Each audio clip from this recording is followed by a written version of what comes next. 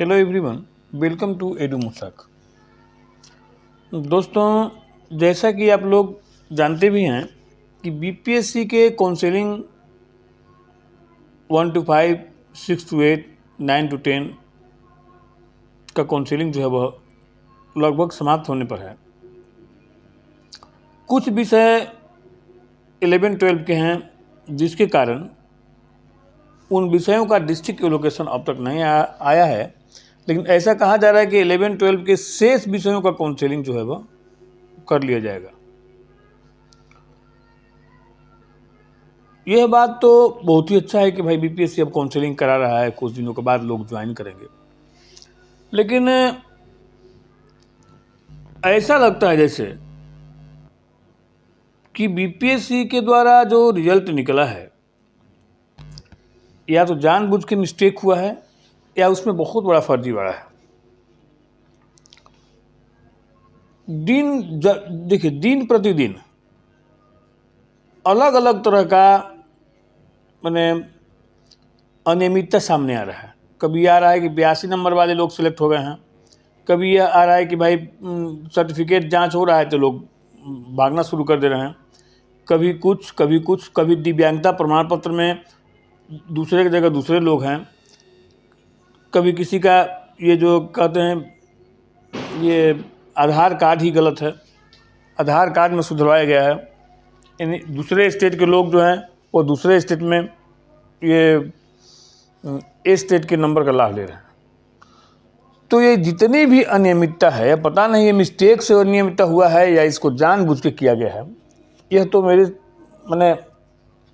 मैं नहीं समझ पा रहा हूँ। लेकिन जांच में जो सामने आ रहा है, अब उसको क्या हम लोग कहेंगे ये मेरे समझ में नहीं आ रहा। इसके पहले वाले वैकेंसी में भी देखिएगा, टीआर 2 में भी हर महीने किसी न किसी जिला में कहीं न कहीं किसी न किसी तरह की अनियमितता सामने आती ही रहती है। माने बहाल होने से अब तक हजारों से ऊपर लोग जो हैं वह नौकरी ज्वाइन करने के बाद बाहर हो चुके हैं। अगर सही मायने में इन सारे लोगों का सर्टिफिकेट जांच किया गया होता है, सही मायने में इनकी एलिजिबिलिटी क्राइटेरिया चेक की गई होती, सही मायने में जो काउंसलिंग करने वाले जो कर्मचारी बैठे हैं वे लोग अगर इनका चेक किए होते, तो जितने लोग बाहर हो रहे हैं उतने लोग जो बैठे हुए हैं वे लोग आज नौकरी में होते। लेकिन नहीं भाई, न काउंसलिंग करने वाले का कोई भाई बंधु इसमें है, न बीपीएससी में जो कर्मी हैं उनके कोई भाई बंधु है ताकि वो उसको ध्यान से देखें। वे तो बस जल्दी करके टीआर 2 का रिजल्ट आ गया, बहाली हो गया, सब कुछ हो गया, और उसके बाद जब सब लोग ज्वाइन कर लिए उसके बाद सर्टिफिकेट जांच हो रहा है, तो उसमें रोज कोई ना कोई पकड़ में आ रहा है। टीआर 3 में बीपीएससी ने रिजल्ट दे दिया बिना कुछ देखे, बिना कुछ सोचे, एलिजिबिलिटी क्राइटेरिया से तक चेक नहीं किया, कितने नंबर ए स्टेट में आने पर अदर स्टेट के कितने नंबर ए स्टेट में आने पर लोग सिलेक्ट होंगे, कितना नंबर पा करके सी टेट वाले का सिलेक्शन करना है, इस बारे में भी पूरी तरह से जांच नहीं हुआ। रिजल्ट आ गया जो कि अब पकड़े जा रहे हैं। सब्जेक्ट कॉम्बिनेशन एक बहुत बड़ा मैटर है। कुछ लोगों का सब्जेक्ट कुछ है, परीक्षा कुछ कर दिए हैं, सफल हो गए हैं, वे लोग भी आज काउंसलिंग कराने पहुंचे हुए हैं। 82 नंबर वाले लोग काउंसलिंग कराने पहुंचे हुए हैं, और सिलेक्शन उनका होगा तो काउंसलिंग कराने पहुंचेंगे ना। और काउंसलिंग स्टाफ अगर अच्छी तरह से ट्रेंड होंगे तो उनको छांट रहे हैं, नहीं तो जनरल ऐसे निकल जा रहा है। तो अब ये जो है वह बीपीएससी और शिक्षा विभाग दोनों मिलकर मिस्टेक से ऐसा हो रहा है या यह फर्जीवाड़ा है। आइए जरा देखते हैं इन सारी चीज़ों को। लेकिन उससे पहले यदि आप मेरे चैनल पर नए हैं तो प्लीज़ मेरे चैनल को लाइक, शेयर और सब्सक्राइब अवश्य करें ताकि आने वाले वीडियो का लिंक आपको मिलता रहे। अब आप कहते हैं कि ये टीआर 2 में कोई सप्लीमेंट्री रिजल्ट नहीं आया, डबल एक कैंडिडेट 3 जगह सिलेक्ट हुआ, बहुत सारे लोग बाहर हुए, इतनी सारी सीटें खाली हो गई, सारे एग्जामिनेशन का यह नियम है कि जो एग्जामिनेशन का सीट निकलता है उस पर उसमें जो कैंडिडेट सम्मिलित हुए उनसे ही भरा जाएगा। ऐसा नहीं कि उसको बचा करके अलग से कोई वैकेंसी निकाल दिया जाए, फिर से वो नया मैंने वैकेंसी में उसको जोड़ दीजिए, फिर से परीक्षा दीजिए। लेकिन जो लोग परीक्षा पहले से दे दिए हैं उनके ऊपर अब कोई विचार मत कीजिए। वही टीआरई 3 में भी होने जा रहा है। टीआरई 3 में देखिए बहुत सारे लोग बाहर हो रहे हैं, और उसके बाद आखिर क्यों नहीं सप्लीमेंट्री रिजल्ट आना चाहिए। आइए इन सारी चीज़ों को देखते हैं कि किस तरह से लोग टीआरई 3 के काउंसलिंग से बाहर हो रहे हैं। यहाँ देखिए,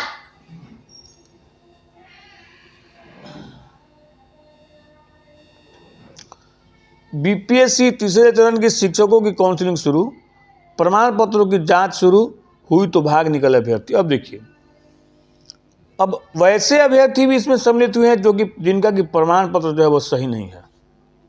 जब प्रमाण पत्रों की जांच शुरू हुई तो वे अभ्यर्थी भाग निकले। देखिए यहाँ लिखा है कि काउंसलिंग कैंप में पहले दिन कई तरह का फर्जीवाड़ा पकड़ा गया। ऐसे अभ्यर्थी भी डरे गए जो सीटें में फेल थे, लेकिन बीपीएससी में रिजल्ट जारी कर दिया गया। यही नहीं, कई अभ्यर्थी ऐसे भी थे जिनके विषय संयोजन में गड़बड़ी थी। बहुत सारे अभ्यर्थी जो है सीटें में फेल थे और उन्होंने भी ज़बरदस्ती फॉर्म फिलअप किया था बीपीएससी में। और बीपीएससी को भी देखिए कि उसको भी नहीं पता था क्या कि सीटें में कितने नंबर आने पर पास होता है।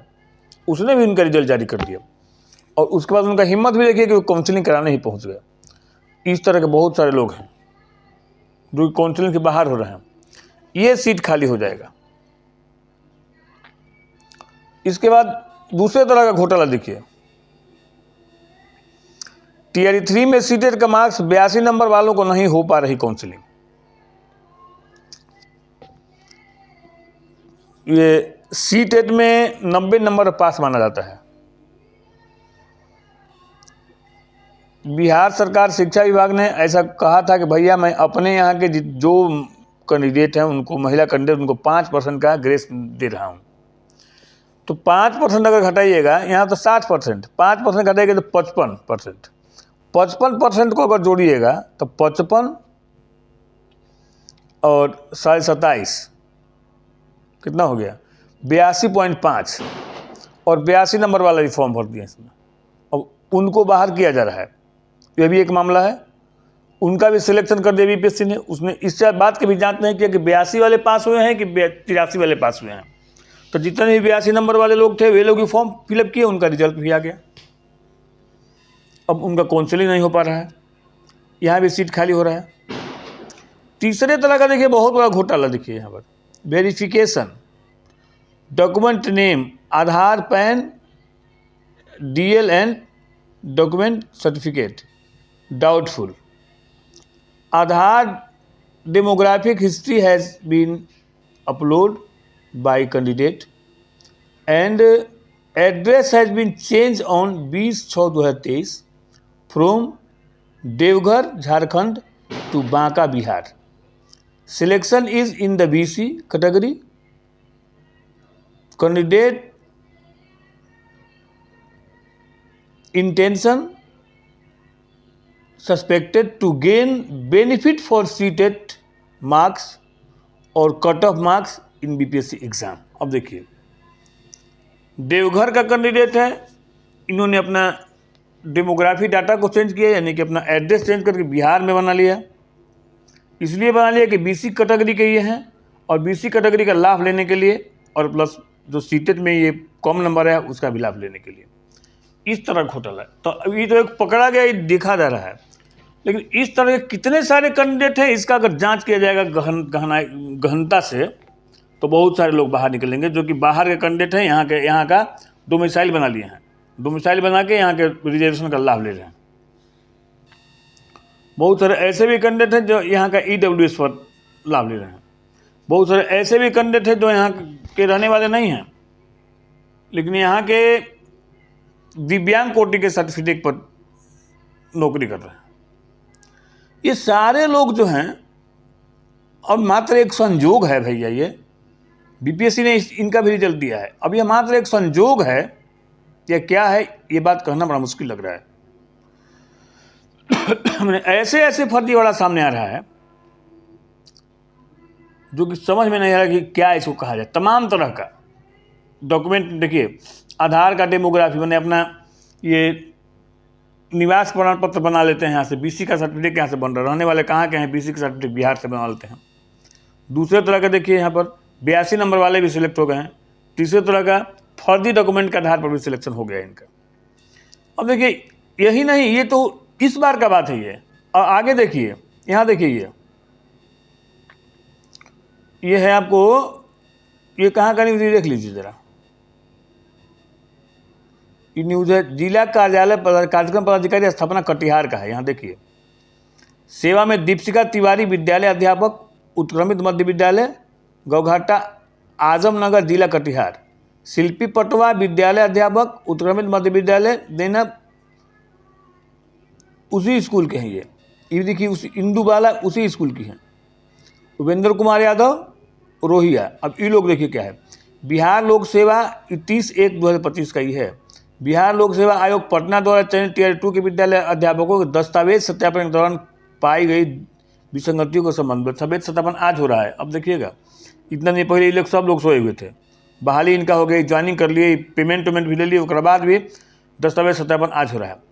विषयांक संदर्भ में बिहार लोक सेवा आयोग पटना के ज्ञापांक इतना प्राथमिक माध्यमिक उच्च माध्यमिक विद्यालय प्रतियोगिता परीक्षा में सफल अभ्यर्थियों के प्रमाण पत्र दस्तावेज सत्यापनार्थ बिहार राज्य विद्यालय अध्यापक नियुक्ति स्थानांतरण, ये सेवा शर्त नियमावली इतना प्रदत्त शक्ति में एवं बिहार लोक सेवा आयोग के पटना के ज्ञापांक इतना में वर्णित प्रावधान के आलोक में टियर 2 के विद्यालय अध्यापकों के दस्तावेज सत्यापन हेतु जिला शिक्षा पदाधिकारी कटिहार के आदेशालोक में गठित त्रिस्तरीय जांच समिति द्वारा जांच के दौरान पाई गई विसंगतियाँ। दीपशिका तिवारी विद्यालय अध्यापक, ये रोल नंबर इतना है 6 से 8 है, उत्क्रमित मध्य विद्यालय यहाँ पर है, आवास उत्तर प्रदेश की रहने वाली हैं। C-टेट में इनका 85 नंबर है। अब देखिए, C-टेट में छूट सिर्फ बिहार की महिलाओं को दिया गया था, बाहर की महिलाओं को नहीं दिया गया था। अब आप अगर उत्तर प्रदेश के रहने वाले हैं तो आपको 90 नंबर लाना था, लेकिन आप 85 नंबर पर नौकरी भी कर रही हैं। बीपीएससी सिलेक्शन भी कर दिया है, शिक्षा विभाग बहाल भी कर लिए इनको। शिल्पी पटवा ये भी रखने वाली है, आवास उत्तर प्रदेश है, इनका अंक 87 है, इनको भी 90 नंबर लाना था। इंदुबाला विद्यालय अध्यापक, ये भी स्नातक डिग्री में पठित विषय सामाजिक विज्ञान, अध्यापक का अनुरूप नहीं है। जिस विषय में आप पढ़े हैं उन्हें अध्यापक के अनुरूप नहीं, उसके अनुरूप आपका नहीं है, मतलब जो विषय होना चाहिए था वो विषय आपका नहीं है। उपेंद्र कुमार यादव नियुक्ति, विज्ञान विषय में शैक्षणिक योग्यता बीएससी गणित है, जो कि अधिसूचना से भिन्न है। अब गणित ऑनर्स हैं आप और आप विज्ञान विषय के शिक्षक हैं, सोचिए। तो इन सारे लोगों का जांच आप कैसे किए थे भैया? शुरू में जब ज्वाइनिंग कराने के समय इस सभी कागजात की जांच होना चाहिए था, लेकिन नहीं हुआ। तो ये लोग 4 सीट ये लोग ये सीट टांडे, इस तरह के बहुत सारे कैंडिडेट मिले हैं, ये 4 ही नहीं हैं, इस तरह के हजारों कैंडिडेट टियर 2 में हैं जो लोग की बाहर हुए हैं और गए हैं। तो जो हजारों कैंडिडेट बाहर निकले हैं उनके जगह पर किन की बहाली आप की है? तो सीट खाली रह गया ना। तो जो विद्यार्थी उतना मेहनत करके टियर 2 का परीक्षा लिखा था उन लोगों की बहाली आप क्यों नहीं किए? क्यों नहीं सप्लीमेंट्री रिजल्ट से भर्ती किए? और आगे भी देखिए, ये तो ये हो गया। बिहार के दिव्यांग कोटि में बिहार के 44 और बाकी 21 लोग बने प्राइमरी शिक्षक अब की बार टियर 3 में, जबकि दिव्यांग कोटि में सिर्फ उसी राज्य के आरक्षण सिर्फ उसी राज्य के लोगों को मिलना चाहिए जिस राज्य के में की बहाली निकलती है। जिससे अगर दिव्यांग कोटि में आरक्षण आप लेना, सिर्फ बिहार के लोगों का दिव्यांग कोटि में होना चाहिए, नहीं कि ऑल इंडिया के लोगों का दिव्यांग कोटि में हो जाएगा। तो इस बार देखिए ये स्थिति है और हर बार यही स्थिति हुआ है। टियर 1 में ये चयनित 268 दिव्यांग में से 252 यूपी के हैं। टियर 2 में 9 से 10 में 43 दिव्यांग अभ्यर्थियों में, जिनमें से 8 बिहार के 35 जो है अलग राज्य के हैं। 6 to 8 में 952 महिलाएं का चयन हुआ, जिसमें 776 बिहार की हैं। अब सोचिए, महिला आरक्षण है बिहार में।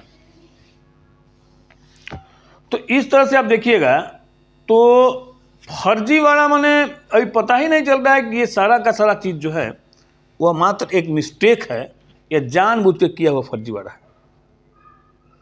टियर 3 से लेकर के टियर 2 टियर 1 में तो अभी पता नहीं, लेकिन टीआरई 2 और टीआरई 3 में मैंने अब तक जब से बहाली हुआ, जब से नौकरी ज्वाइन किया लोग, तब से लेकर के आज तक हमेशा कोई ना कोई अलग अलग तरह का मैंने फर्जीवाड़ा का भंडा फूट रहा है। कहीं पर एक ही नाम की दो शिक्षिकाएं दो जगह काम करती हुई पाई जाती हैं, कहीं कुछ और कहीं कुछ और। मैंने पूरा का पूरा बहाली ही समझ में नहीं आ रहा है कि आखिर बहाली हुआ कैसे है। अब देखिए, अब एक नया चीज आ गया इधर शिक्षकों की बहाली की बात है। अब बीपीएससी के अध्यक्ष महोदय की बहाली भी संदेह के घेरे में है। अब जब बीपीएससी महोदय के अध्यक्ष की बहाली ही संदेह के घेरे में है, तब इससे आगे तो मैं अब कुछ कहना नहीं चाहूंगा। सुप्रीम कोर्ट से नोटिस जारी किया बिहार सरकार को, किस तरह से इनको अध्यक्ष बनाया गया बीपीएससी का। अब जरा सोचिए। लेकिन अब सबसे बड़ी जो बात है, इतनी सारी सीटें जो खाली होंगी, जो कि टीआरई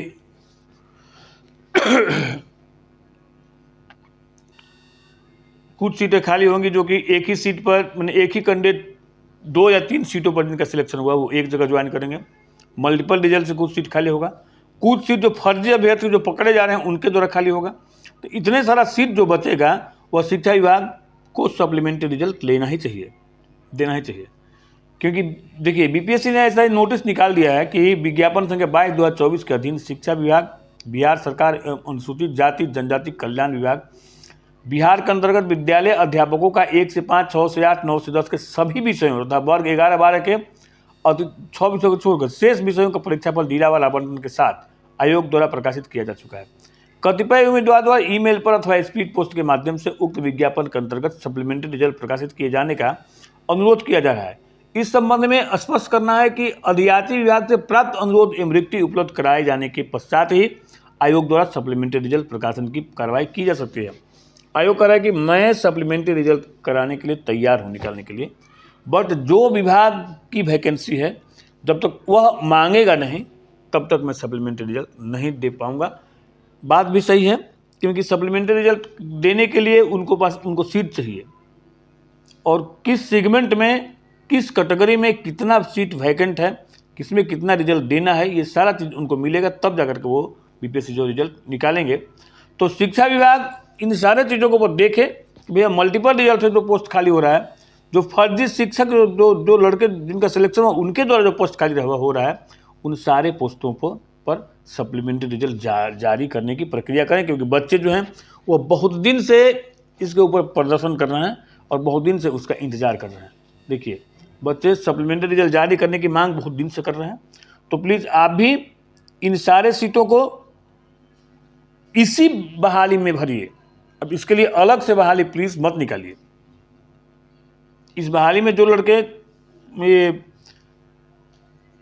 थोड़े मैंने 1-2 नंबर से पीछे हैं, या जो लड़के जो हैं वो टाई ब्रेकर में हैं, उनको प्लीज़ इस जो सीट बच रहा है उसको बीपीएससी को दीजिए और फिर से बहाली, फिर से ये वैकेंसी निकले। अब टीआरई 4 की जहाँ तक बात मैं बता रहा हूँ कि टीआरई 4 देखिए, चूँकि बीपीएससी का अध्यक्ष महोदय पर सुप्रीम कोर्ट से नोटिस जारी हो गया है कि इनकी बहाली संदेह के घेरे में है, तो हो सकता है कि टीआरई 4 जो है वो थोड़ा सा लेट हो, क्योंकि अगर ये हटते हैं तो फिर नया बीपीएससी अध्यक्ष बहाल होने में जो प्रक्रिया लगेगी, उसके बाद टीआरई 4 का वैकेंसी आएगा, तो मैं भी हो सकता है टीआरई 4 में थोड़ा सा लेट लगे। तो मैंने बहुत सारे विषयों पर आप चर्चा किया। अगर यह वीडियो आपको अच्छा लगा हो तो प्लीज़ इसे लाइक, शेयर और सब्सक्राइब अवश्य करें, और मेरे साथ वीडियो पर बने रहने के लिए धन्यवाद। आपका दिन शुभ हो।